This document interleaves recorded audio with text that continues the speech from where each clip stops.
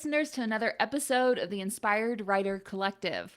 Today, we're going to be talking about the messy first draft. We've done previous episodes about first chapter challenges, and so this is sort of a piggyback on that. It's the whole first draft of your story. And today, I hope what you'll take away from this as you listen to us talk about this is that we are giving you permission to let it be messy, to not get stuck in what needs to go in there, in perfectionism, in legal considerations, even in content. You simply need to start and get through it. So, Stephanie, I know you have a lot of experience with first drafts. You're a published author in the nonfiction genre, but you've also written some drafts of two fiction books that you're working on simultaneously. Yes. Well, I will say it's so nice to, as you say, give myself and listener, give yourself the permission to make it messy because I know that I am so quick to want to get in my own way, to be the perfectionist, to want to feel like I have to have the perfect words the first time on the page. And by thinking about, Anne Lamott, who says, just get the words out on the page. It doesn't have to be perfect. You just need to get the words out and, get a shitty first draft out there and, make it happen because we know it's easier to go back to something you've already written. And even if what you write is not going to end up in the final draft, it's still important to sit down and write. And I do have two projects going simultaneously with my ADHD brain that needs both to keep me showing up to the page. But there is something powerful about just saying to myself, you just have to show up and write something today. And I know there's probably a lot of it because especially with fiction, I'm building my world with for my characters. I'm creating these characters. They're not real people like memoir, where you already have a very distinct knowledge and awareness of who the people in your life are that you're writing about. It's, really building this. And so there's probably a lot of backstory I'm writing that's never going to end up in the final draft. And I'm okay with that. It's like, okay, I just have to keep moving forward. Right. We all need to be okay with that. Even in memoir, there is a level of exploratory writing that you end up doing in your first draft. I wrote my first draft of my memoir pretty quickly, and I do recommend that most people create some sort of schedule for their writing that allows them to sort of sprint through that first draft, because I see over and over again that writers get stuck because they never make it past or all the way through their first draft, because of the reasons that we'll flesh out as far as like getting in their heads and prejudging their writing and all of that. But I wrote my first draft of a probably 45,000 word book, so shorter than most, and it was a combo of self-help and memoir. And I did that in about 4 months. And I was writing for like multiple hours a day because at that time my daughter was in like a half day preschool program and I was a stay at home mom. So I had that time, I had that freedom. And it's so important to like just get through it and to not judge yourself for it. And there's a lot that you gain as a writer through that process. One, as you already brought up, Stephanie, you gain some insight into your characters and into your backstory. This is so important, even for memoir, to understand the backstory, because a lot of times when you write your first draft, there is absolutely no expectation that you're going to know truly where your story starts and ends. So it takes some of this experimentation of writing, maybe some of the stuff that historically will get cut out because it's not as close to the rising action, the inciting incident that you ultimately focus on in your finished book. But you still have to write it and explore it, even in memoir, to understand some of those patterns that you want to highlight and how you want to curate your author voice. I recently picked up a copy of The Art of Memoir by Mary Carr, and she's written several memoirs.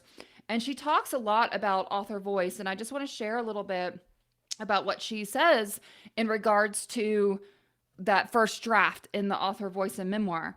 She says, each voice is cleverly fashioned to highlight a writer's individual talent or way of viewing the world. A memoirist starts off fumbling, jotting down facts, recounting anecdotes. It may take a writer hundreds of rough trial pages, aka your messy first draft, for a way of speaking to start to emerge, unique to himself and his experience. But when he does, both carnal and interior experiences come back with clarity, and the work gains an electrical charge. For the reader, the voice has to exist from the first sentence. A Mm. lot of people are coming to memoir with this being their first foray into writing. And I even have a member of the master plan cohort right now who has written in a different genre, a fiction genre. And even she is finding that she's got to figure out what her memoir voice sounds like because it's different than her fiction writing voice. And that takes time. And the only way to do that is to start writing, is to write that messy first draft. So I hope that you'll see, listener, that it's all a part of the process. That writing that first draft is the way that you start to sort out your character worldviews, whether they're fictional or whether they're, a former version of yourself. It's hard even to write the character of yourself Mhm. because you know yourself so fully, and you have to choose what parts of yourself you're going to show the reader on the page. It's impossible to show them all of you. So you have to pick what viewpoints you're going to push forward, what beliefs are going to be most relevant to the message you're trying to share and the story you're trying to write. I learned a lot about myself reading back my first draft.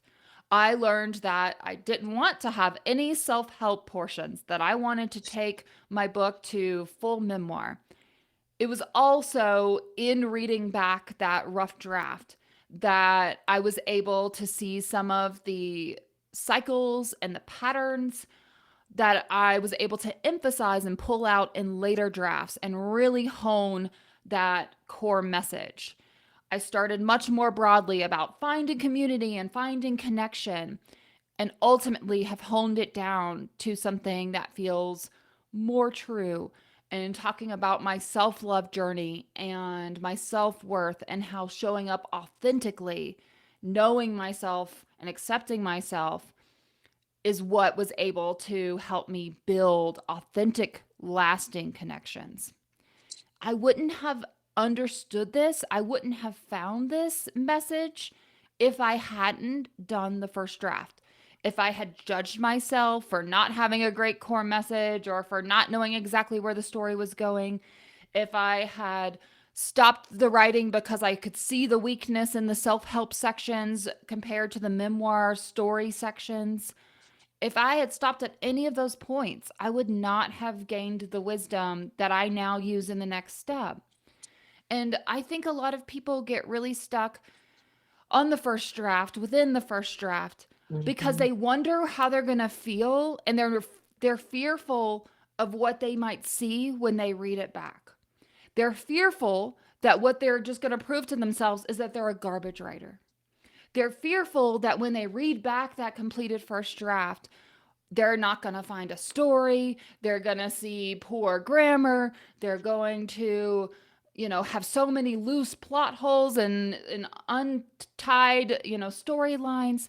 And sure, you might see some of that. But I promise you, what you're also going to see is your heart.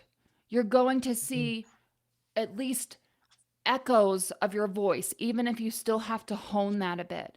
You're going to start to uncover what your deeper message and deeper story is that you're trying to convey to your reader.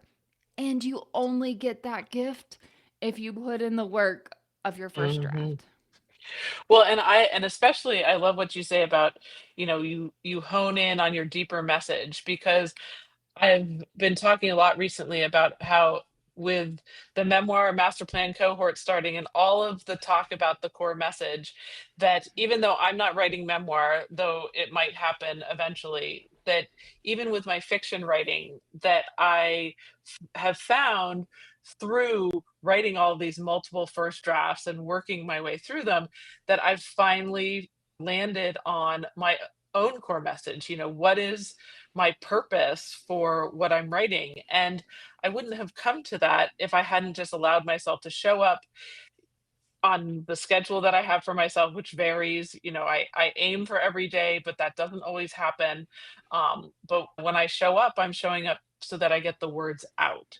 And I'm just, letting it happen on the page, however it happens. And the cool thing is that even when you think you have a plan, sometimes the story just takes you. And even when it's your own story, you're all of a sudden writing and you think, wow, I didn't know that it was going to go that way. And it can be surprising in a good way, or it can be a surprising in like, oh, especially, with memoir, like, I'm not sure I'm ready to go down that path, but maybe you go down that path.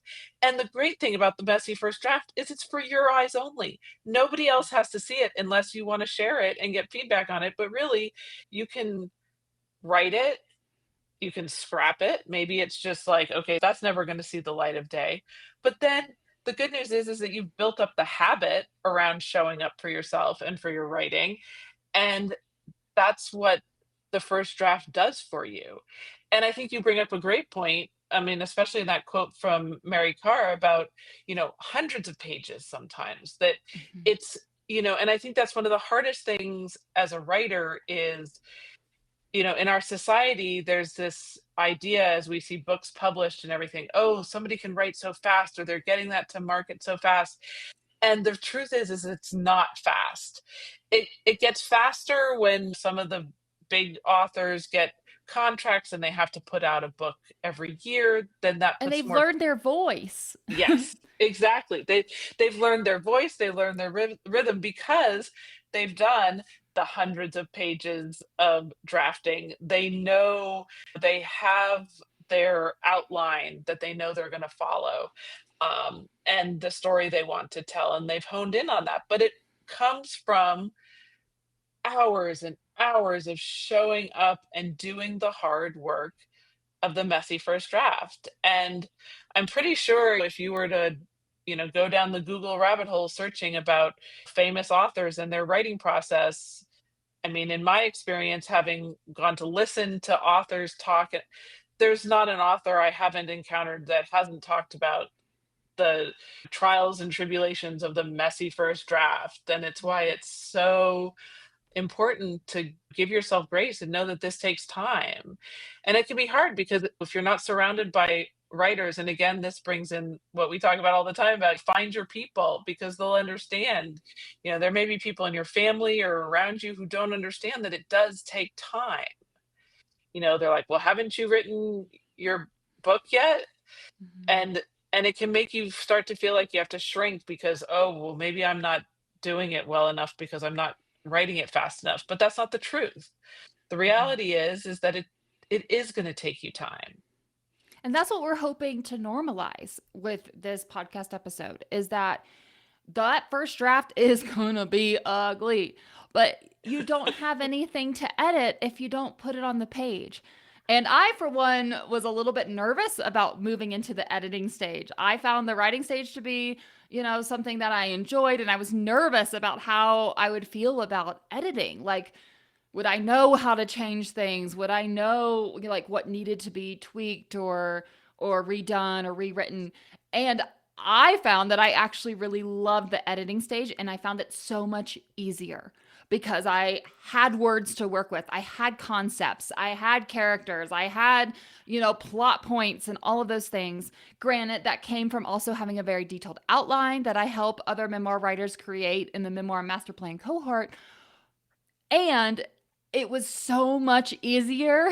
Like the whole quote of, you can't, edit if it's a blank page. That intimidation of the blank page was so much harder than the next step. So Mhm, that's why we're mhm. encouraging you to just move through it, put words on the page.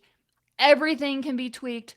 I would guess there's maybe 10 to 15% of the words from my original first draft in my latest draft that I sent off to an editor this summer. Maybe 15% at most. But it was so important.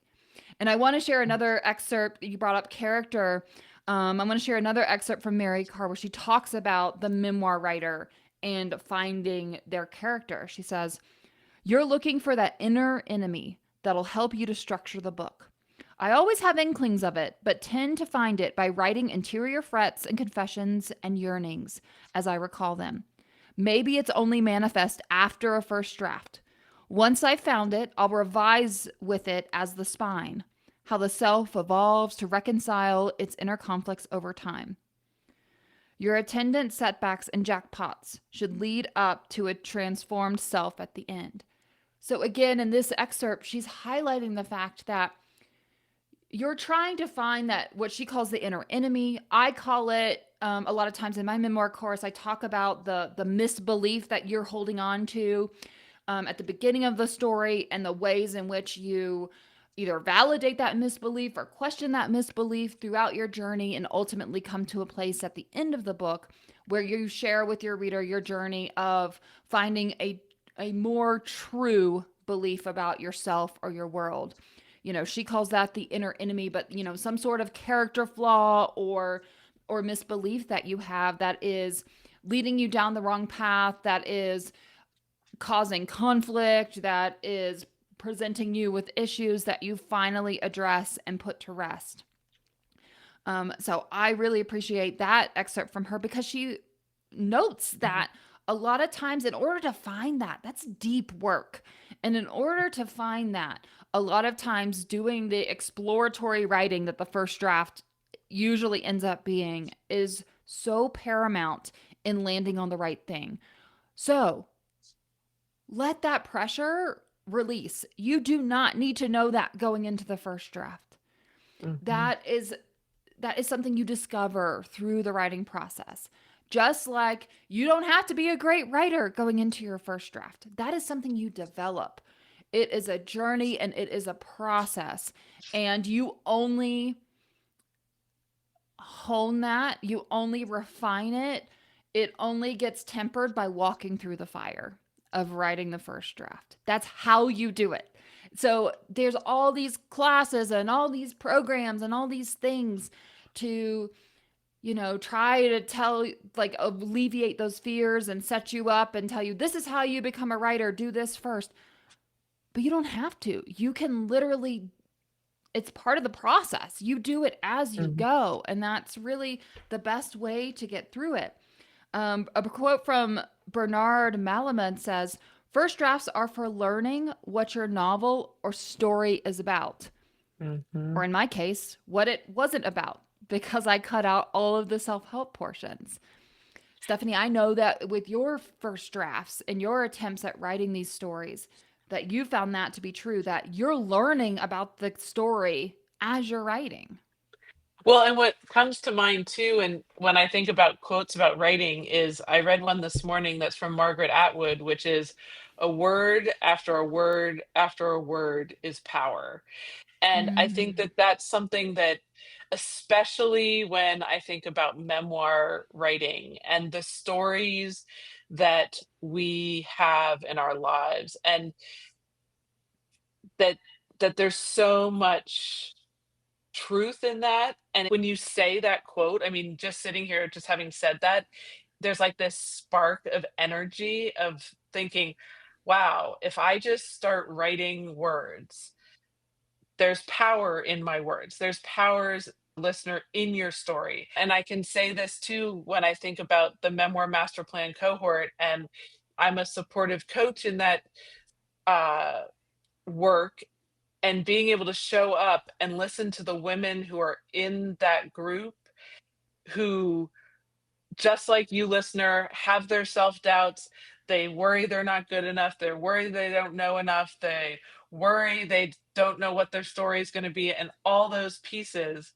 But we work on developing that mindset around just get the story out. This is the Mhm. time to, yes, there's work on on determining structure and outline, but ultimately at the core of all of it is getting the story on the page and releasing that, and you can just see how much it transforms the individuals. And listener, you'll find yourself transformed when you're allowed to, write your story and put your honest self on the page.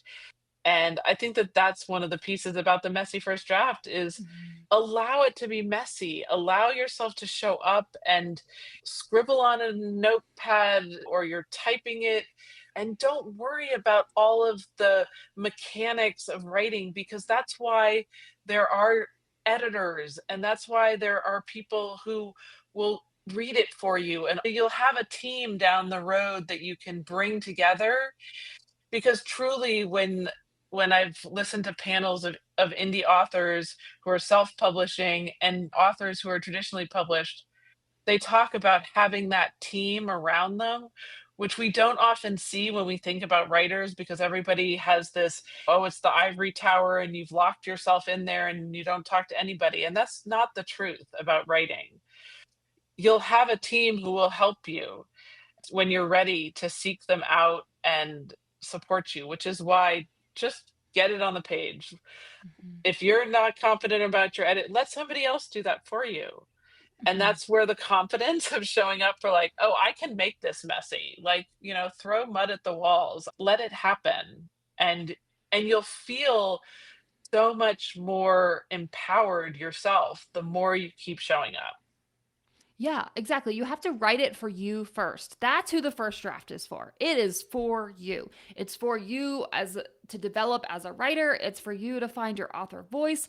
It's for you to see your story, to gain a deeper insight into your message, and then you rewrite it. It's interesting because I saw kind of a slew of comments on threads a couple of months ago that so many writers were talking about the fact that they write their first draft and then they don't edit their first draft. They rewrite their second draft with the knowledge that they've gained from writing their first draft.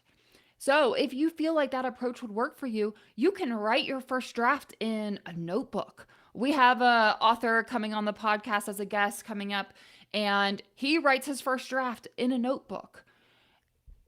The benefit of that is that you're less likely to edit your handwritten writing than you are Mhm. the typing on the screen. So if you find yourself getting stuck in wanting to edit, or as you go back to see where you left off, you're trying to make tweaks, maybe consider just handwriting it in a notebook Mhm. so that you're a little bit more removed from the ease of being able to edit it, spelling suggestions that the computer gives you, the grammar rephrasing that your writing program suggests.